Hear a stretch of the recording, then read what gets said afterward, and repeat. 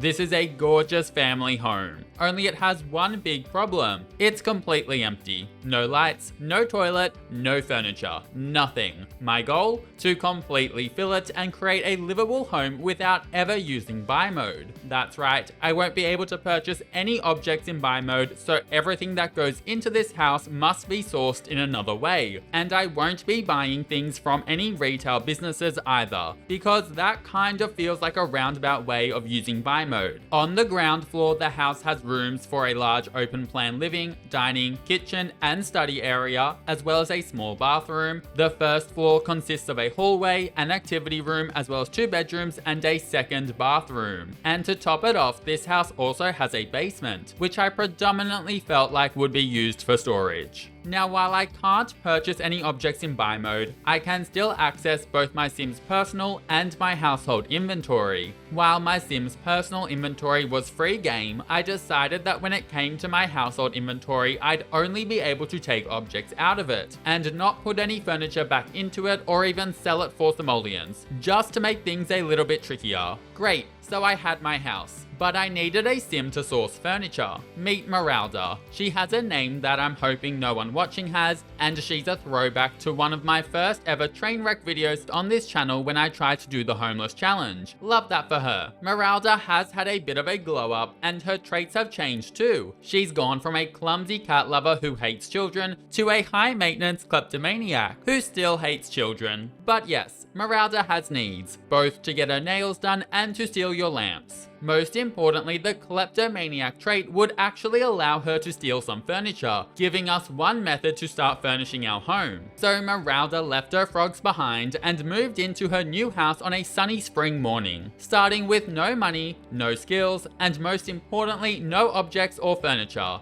I mean, at least she had a phone. But she needed more. First point of call was to get collecting. It was an easy way to make a start. She dug up various treasures and harvested some plants around the area, before then planting a few roses and snapdragons outside the front of her house. I did become mildly annoyed that the plants didn't plant in a uniform row, seeing as I couldn't go into buy mode to fix it. It was then time to put Miralda's kleptomaniac trait to use by visiting the land grabs, because I felt that if anyone deserved to be stolen from, it was them. I'd been hoping to swipe something useful, but this is when I realized just how limited the kleptomaniac trait was. Beds, showers, fridges, toilets, ovens, and even lounges. They couldn't be swiped. So eventually I decided to have Miralda distract Malcolm before taking the lamp nearby. Or at least that was the plan before Malcolm caught wind and came running after her. Damn it, Malcolm. I then had Miralda scour the surrounding area for some more collectibles and then decided that it was time for her to visit Sulani. You see, there were 2 things that I wanted her to do here. After selling the strawberries that she gathered earlier, I had 54 simoleons, which meant maybe she could buy something at the beach supplies vending machine.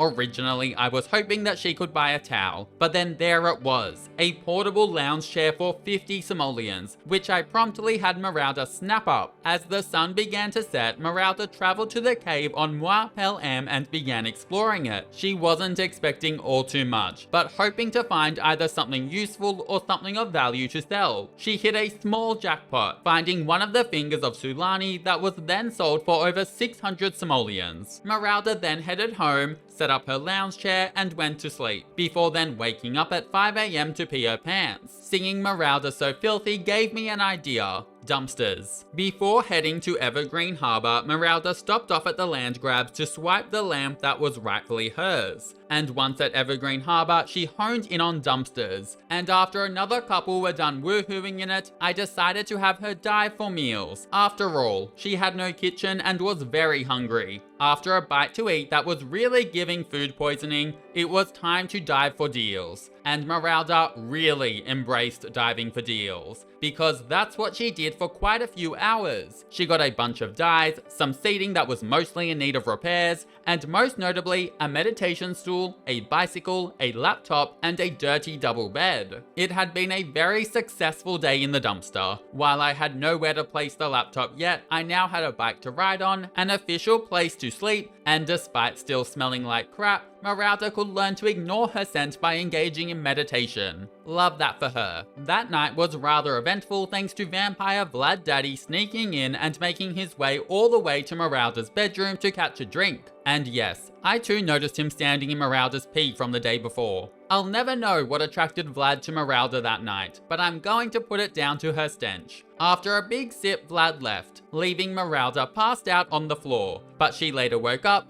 cleaned up her pee, and then proceeded to pee herself again. I know, she's great. The following day was once again spent at the dumpsters. It had been so successful the day before that Miralda headed back, using the day to see what she could dig up. Miralda was not messing around, and she dived until the dumpster was empty. But by the time she was done, it was only midday, and Miralda didn't plan on wasting the day. So she headed back over to Sulani, keen to explore the cave further. She found nothing but bats, but she also discovered that she was adventurous. On her way home, Miralda visited Mount Komorebi's onsen where she swiped another light, before then purchasing some skis at a vending machine. To no one's surprise, the skis didn't want to leave the vending machine without a fight. After a few hours on the slopes, Miralda then decided that skiing wasn't her thing. Upon returning home, Miralda repaired some of the things that she'd found in the dumpster. She also peed her pants again because she still had no toilet, but there was a problem emerging. Apart from the bladder problem, some things from the dumpsters were low quality.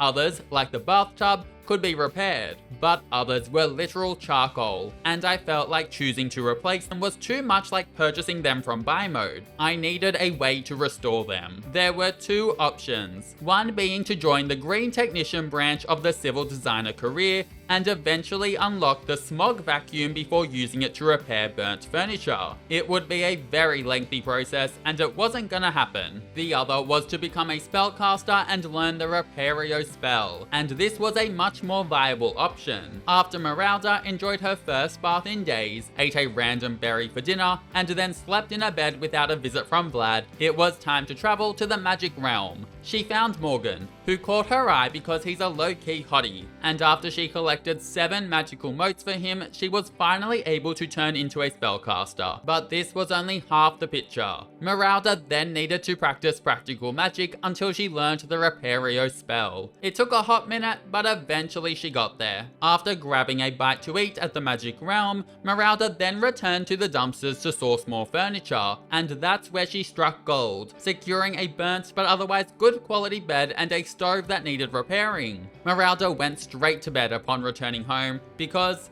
well, she dumpster dived until midnight, but come morning it was time for Repario to shine. It started off well, but it sadly wasn't all smooth sailing. She started a fire before then overloading, and then more spells backfired and she eventually ended up with the curse of scrambled spells. So yeah, it wasn't going to be as straightforward as I'd hoped, but for the most part I had a lot of functional furniture now and things were taking shape. But I needed more, a lot more, and things were moving quite slowly. I had a few ideas to help move things along, but for the time being I harvested and sold my snapdragons in anticipation for an event to come, before stealing another lamp, this time from the Goths, and spending a heap of more time living inside the dumpster. Annoyingly, Joffrey Landgrab was hogging the dumpster that day, so I did give him a little shove to put him in his place. It was a highly successful day, netting me both a toilet, as well as a television and an accent table to pop it on, as well as a speaker and some decor.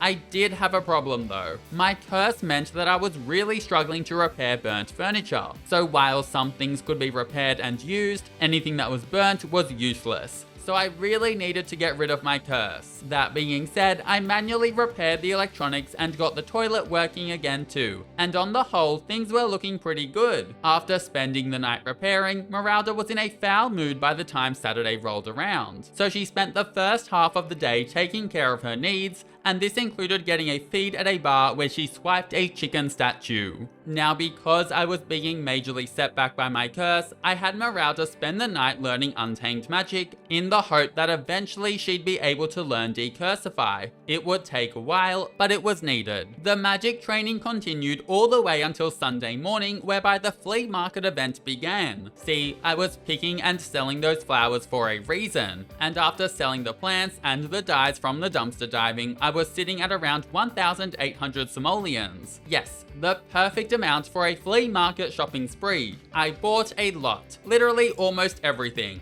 until I was left with just 24 simoleons. Feeling like progress was being made, I then headed back to the dumpster. Miralda passed out a bit, but I pushed on anyway and found a very cute computer. Upon returning home, I continued furnishing, and sure enough, things had progressed a lot.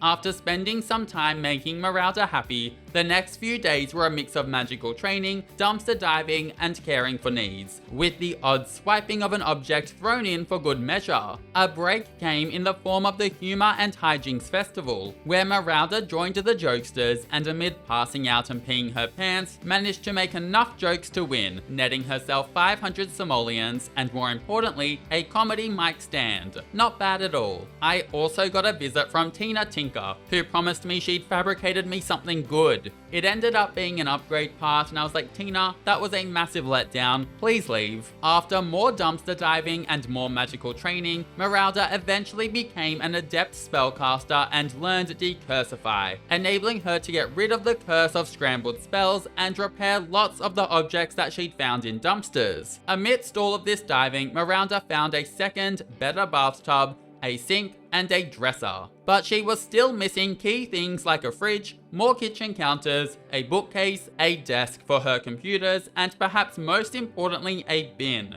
Because by now, her house was filthy. But thankfully, the journey to learning Decursify saw Miralda learn another spell, Burglate. Burglate is almost like an upgraded version of the kleptomaniac trait. While there is still a cooldown after each use, you will be able to steal the object even if you're seen. What's more is that you can burglate pretty much anything, meaning that I could now target objects that I really needed. I wasn't here to mess around. I headed straight over to the land grabs and went straight for the Schmapple fridge. I then took a nap in their backyard before stealing their bin. Afterwards, I headed home and spent some time cleaning before visiting Willow Creek's library, where I stole a desk and a bookshelf while also accidentally destroying a bookshelf in the process. Over the next few days, Miralda continued to dumpster dive and steal things that she needed, including a Princess Cordelia bed, but I was running into a few unexpected problems. Firstly, bills were getting expensive, but thankfully I could sell some things from Miralda's inventory to get by. But also, I just had too many of some things, like surfaces, and not enough of other things. I knew what to do. It was time for Miralda to get a job as a scientist, with the aim of reaching rank 3 of the career. Why this stage? Well, it's at rank 3 that Miralda would be able to not only invent the Simray, but also upgrade the Simray to transform objects. She went into work, completed the required tasks, and slayed her performance, reaching rank 3 where she was able to obtain an upgraded Simray. And it was this interesting little device that would help bring Miralda's house to life. Upgraded with the ability to transform objects, Miralda could take the objects that she didn't really care too much about and continually transform them to get similar objects. And she could keep doing this until she got something that she liked. Well, either that or started a fire, but whatever. By the time I'd gone through a transformation era, the house was looking better, and it was then a case of touch-ups. Using everything at my disposal, I stole a few more things, dumpster dived, and transformed my way to a finished house. The result? Well, you be the judge. I have a feeling that you're going to say, respectfully, Peter, this is an absolute mess. And like, yeah, that's true. But also it's functional. All of your Sims' needs can be met, and there are activities too added in through the mic stand and the meditation stool. So it does have a few things going for it. Feel free to let me know your thoughts in the comments down below, and also let me know if you enjoyed this more story-driven style of content, because I had a lot of fun making it. And as always, thank you so much for watching. Consider liking and subscribing if you enjoyed the content, and I hope that you have an amazing day. See you later!